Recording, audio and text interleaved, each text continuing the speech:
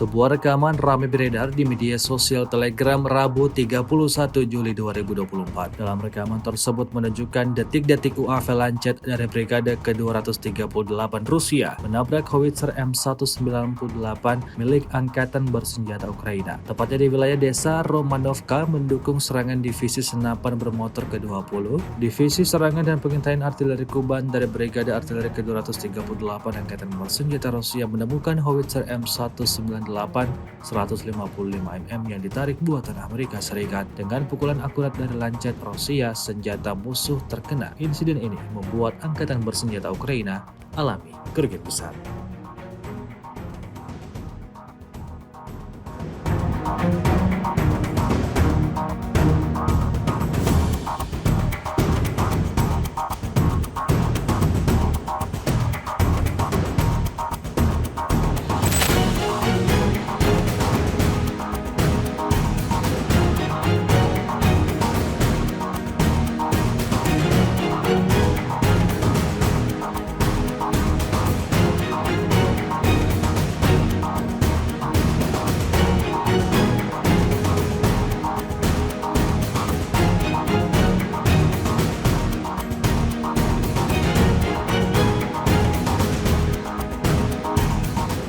Download Tribun X sekarang, menghadirkan lokal menjadi Indonesia.